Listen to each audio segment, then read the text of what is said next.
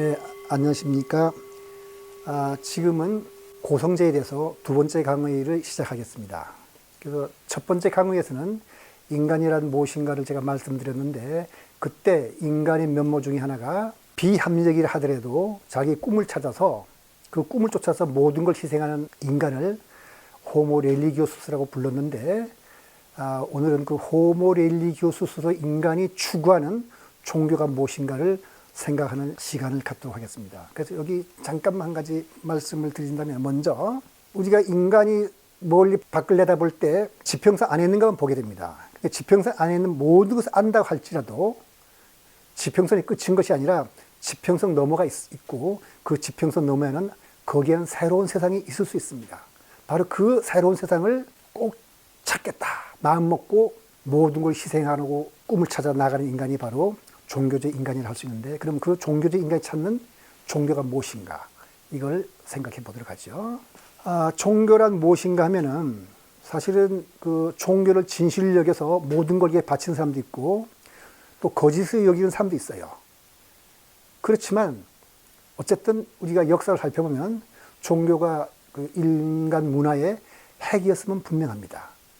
그 다음에 과학이 지식을 주도하는 이 시대에는 종교가 더 이상 필요 없다고 생각하는 사람도 있지만은, 그렇지 않습니다. 인간에게 꿈이 있는 이상 앞으로도 인간은 종교를 떠나서 살아갈 수 없을 겁니다. 비록 무신론자라고 할지라도 그렇다고 할 수 있는데, 이 그림은 뭐냐면은 아프가니스탄에 있는 바미안 석굴에 있는 그 바미안 석굴들입니다. 이 굴들에 어마어마한 불상을 조각해 놓고 있는 건데, 뭐 대강 그림을 보면 이런 석굴들을 그 당시 적당한 도구가 없었을 텐데 이런 석굴들을 만들었을까? 이거 아니고도 얼마든지 많죠.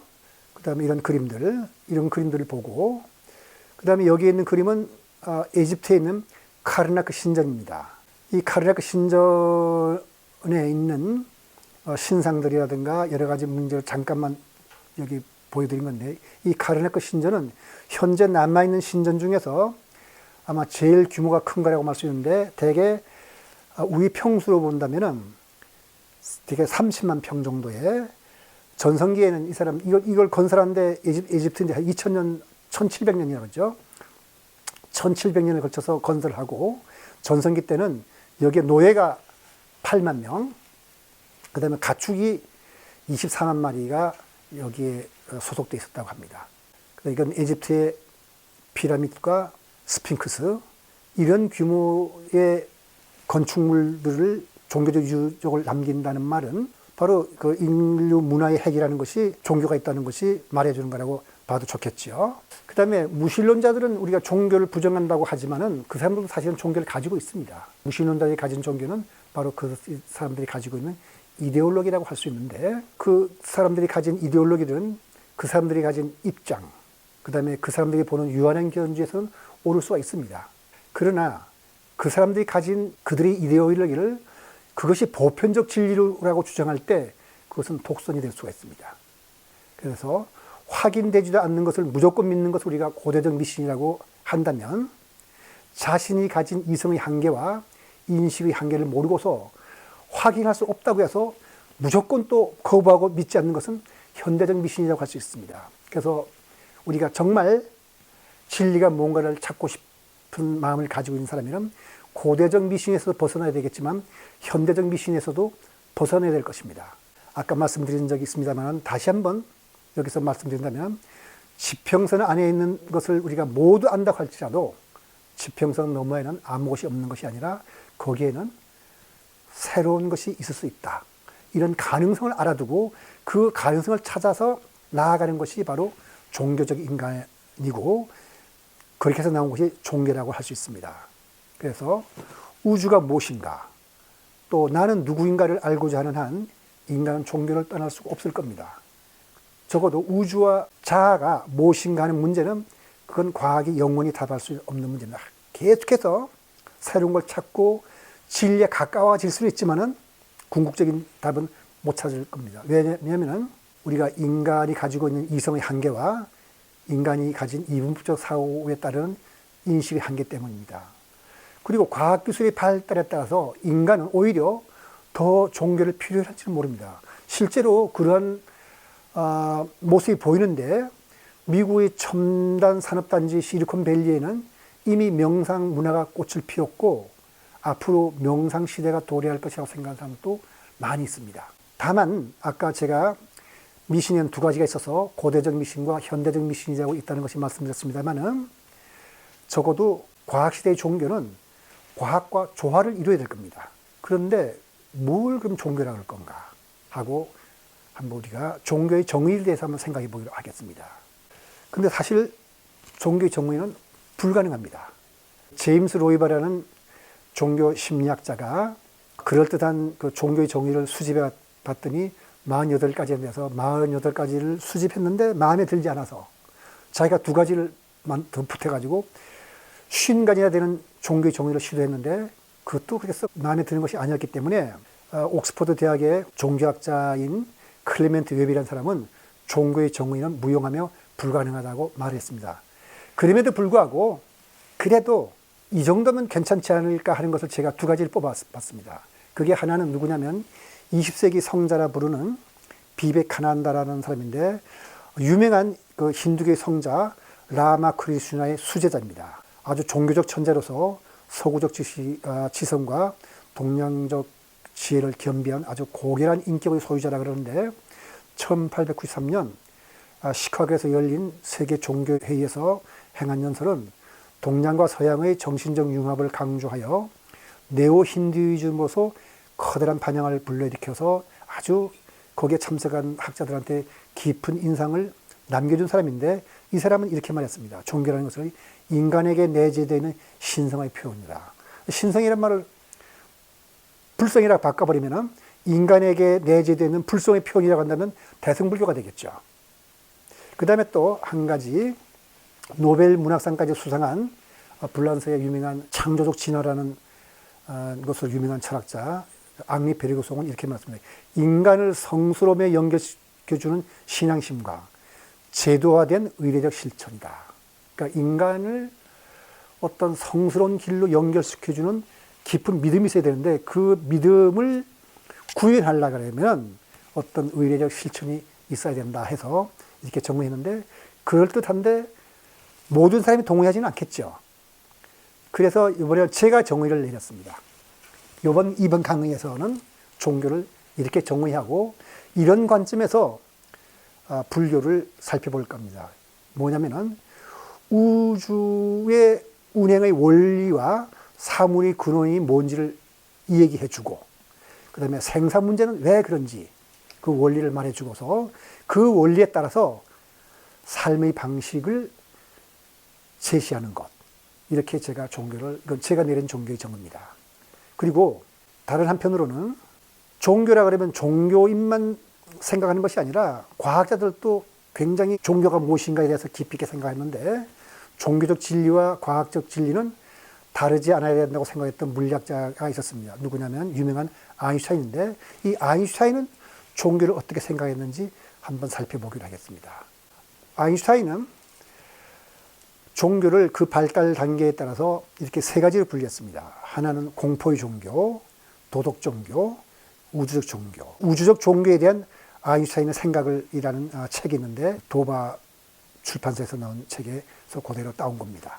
그래서 먼저 공포의 종교란 건 뭐냐면은 원신들은 자연현상을 보면은 두려움을 느꼈습니다. 거기에 그 배후에는 어떤 초월적인 힘을 가진 존재가 있어서 그 사람들을 그렇게 만든다고 생각해가지고 그 사람한테 두려움 때문에 천둥번개가 칠 때 그쳐달라고 해서 거기에다가 곡물을 바치고 우리한테 조금 잘해달라. 거래를 하는 거죠. 그래서 원신들에게 종교라는 개념을 갖게 만든 것은 무엇보다도 공포, 그다음 굶주림, 야생동물, 질병, 죽음에 대한 공포거든요. 그래서 여기에 대해서 그 신들한테 뭔가를 바치면은 곡물이나 동물을 바치면은 대가를 줄 것이라는 생각이 나서 인격신이 개념이 나왔고 여기 사제직이 생겨났죠. 그래서 사제들은 인격신과 인간 사이에서 중재를 하는 역할을 맡았고 아무나 신과 인간을 중재하지 못하니까 신과 인간을 중재하려면 특별한 방법이 있어야 된다고 해서 종교적 의례를 만들었기 때문에 그 종교적 의례를 행할 수 있는 그 훈련을 받은 사람들이 사제가 돼가지고 권력을 가졌습니다. 그래서 이것을 아인슈타인은 공포의 종교라고 불렀습니다. 그 다음에 조금 시대가 발달하고 인간의 지혜가 싹 튼 다음에는 두 번째 단계에서 사회적 감정에서 종교가 나온다고 봤는데, 그건 뭐냐면 부모나 왕과 같이 인간은 누군가를 우리가 보살펴 주긴 하는데, 그런데 그런 공동체의 주자들은 잘못도 저지를 수 있고 죽음을 맞이하게 마련입니다. 그래서 인간들은 자신을 사랑하고 구원해주며 이끌어 줄 자를 원하게 되어 있는데, 현실이 없으니까 거기에서 섭리신이라는 개념을 만들어서, 섭리신은 사람들을 도덕과 윤리적인 삶을 살도록 이끌어주고, 그다음에 인간을 보호해주고, 그다음에 상벌을 내리며 죽은 자의 영혼을 보살핀다. 이것이 문명인의 종교라고 아인슈타인은 봤습니다. 그러나 문명인의 종교는, 도덕적이고 원시의 종교는 공포의 종교라는 것은 아니고, 종교는 대체적으로 도덕적 종교와 원시 종교가 섞인 형태를 취해가 있는데, 문명사회로 갈수록 윤리 도덕이 더 강조되는 것이다 하는 것이 아인슈타인의 생각이었습니다. 그 다음에 세 번째로서 아인슈타인은 어떤 생각을 했냐면은, 미래의 종교는 이 사람은 우주 종교라고 불렀습니다. 그래서 우주 종교라는 것은 뭐냐면, 그 종교의 교리가 과학적으로 뒷받침되고 과학자와 예술가에 영감을 줄 수 있어야 된다. 그런데 재밌는 것은 아인슈타인이 이렇게 생각했습니다. 진리를 찾는 것은 이성적 사유가 아니라 종교적 감정이며, 과학이란 이렇게 찾은 진리를 인간이 이해할 수 있는 방식으로 정리한 것이다. 그 다음에 아인슈타인은 덧붙인 말이 있는데요. 이런 말을 했습니다. 재미있는 말을 했는데, 우주 종교적 감정이란 인간이 갖는 그릇된 욕망의 허망함을 깨닫고 정신과 물질 양쪽 측면에서 나타난 질서의 신비와 장엄을 느끼는 것이다. 뭐 이까지는 그럴듯한데, 거기에 이런 말입니다.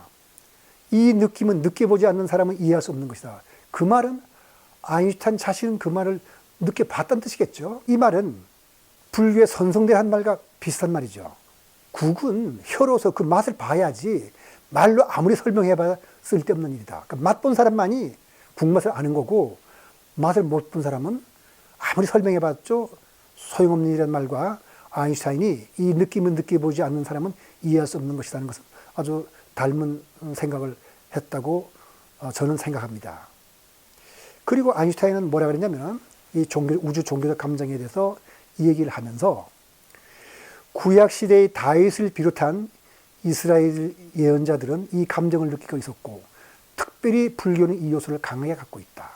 그러니까 구약시대에 나오는 그 이스라엘 선지자들은 적어도 아인슈타인이 생각할 때, 그리고 아인슈타인의 지적 능력과 종교적 감정으로 볼 때, 구약시대의 이스라엘 예언자들은 이 우주 종교적 감정을 갖고 있었구나. 그래서 종교와 과학의 관계에 대해서 아인슈타인이 한 말을 정리를 해보겠습니다. 먼저 첫 번째, 나는 과학의 영역에서 훌륭한 생각이란 깊은 종교적 감정에서 나온다고 생각한다.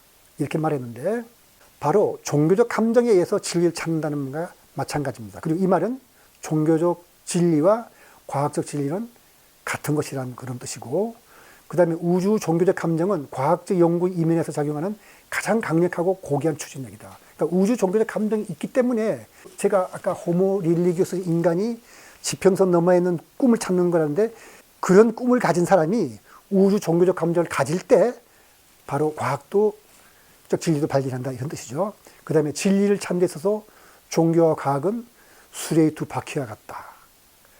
그 다음에 종교와 과학 같은 말입니다. 이것은 과학은 서로 상호 보완적이다. 종교 없는 과학은 절름발이와 같고, 과학 없는 종교는 장님과 같다. 그 다음에 과학만으로는 우리 존재의 궁극적이고 근본적인 목적이 무엇인지 알 수 없다 그랬는데, 여기서 이런 걸 한번 생각해 볼 것 같습니다. 아인슈타인은 불교가 우주 종교의 아주 요소를 강하게 갖고 있다고 했는데, 과연 아인슈타인이 말한 우주적 종교에 우리가 알고 있는 불교가 얼마나 부합하는지, 이걸 한번 생각을 해보시기 바랍니다. 이 생각을 여러분이 해보시기 바라면서, 종교란 무엇인가 하는 이 내용의 강의는 여기서 마치도록 하겠습니다.